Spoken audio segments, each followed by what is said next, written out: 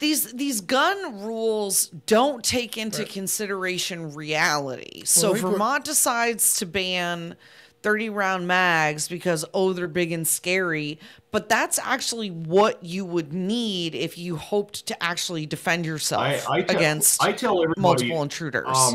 You know, I own all different kinds of guns. I'm an enthusiast, right? And I tell everybody my wife's favorite gun to shoot is the AR-15 because there's 3 points of contact. It's light.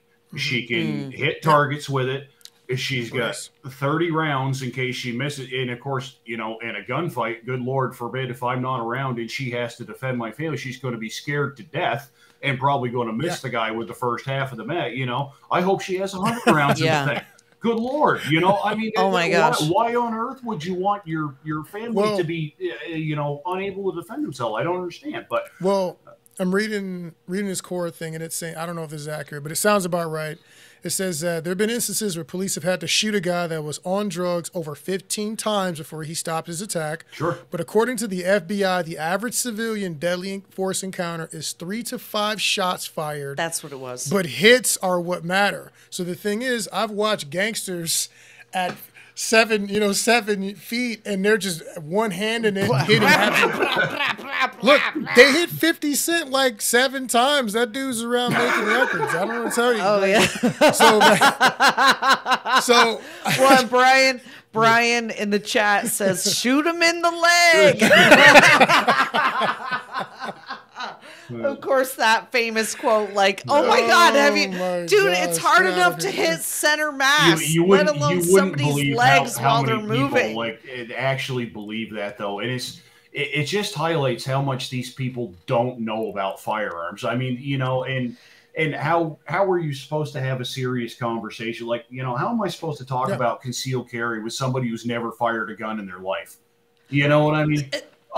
Honestly, dude, 50 boxes. Like, you know. Oh my God! Yeah, who's the chick? Who's the chick from Texas? The representative from Texas. Oh my God! 50 boxes. Oh! I held it. Unfortunately, and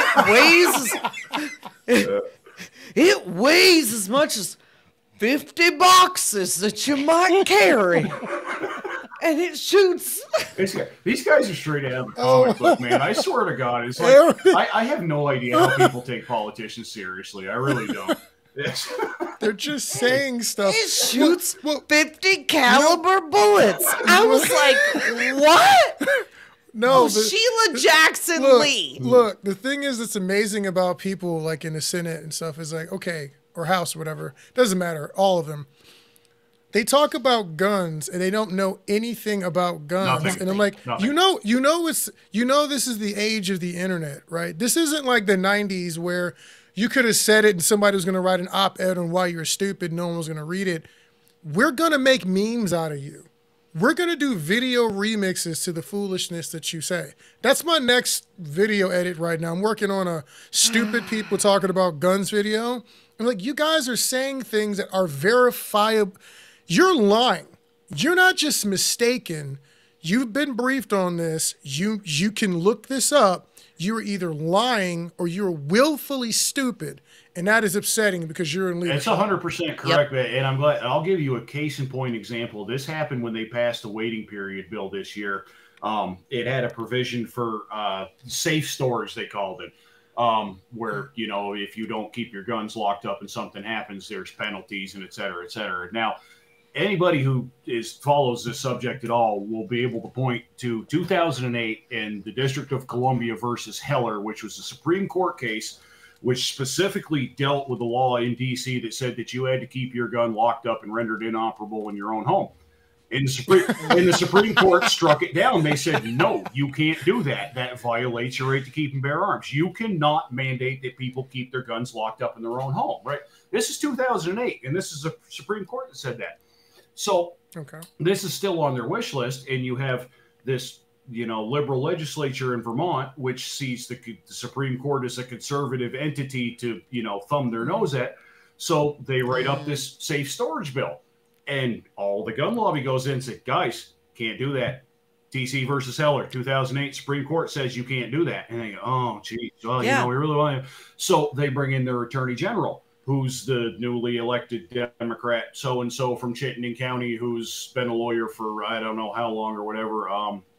Nice young girl in her late 30s-ish, I would expect.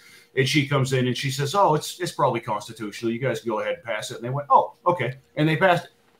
Just like that. They just get somebody from their side to tell them what they want to hear. And they go, okay, good enough. And, we'll let the court. Well, and this is, and see, this is what happens in Vermont. And this is why I've been so disappointed with the degradation of the legal system in Vermont. Get me started.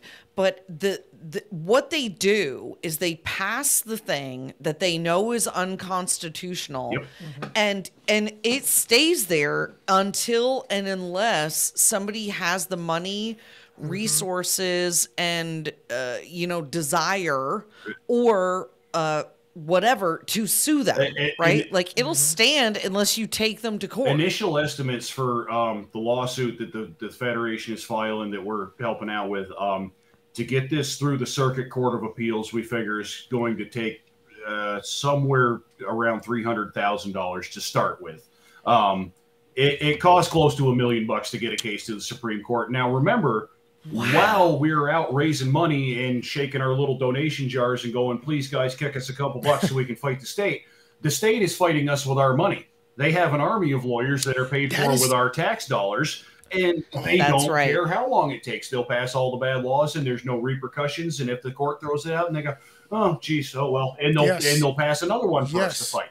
And until there are repercussions, i.e., some of these politicians getting charged with perjury for violating your oath of office, you swear an oath to uphold the Constitution and defend it, right? Yes. And then you advance bills which are directly contradictory to the Constitution. I mean, that sounds like perjury to me, but when you're the party that controls everything, good luck, getting somebody to bring charges for that. So it's and I know of at least 3 cases, one of which was personal for Benjamin and I.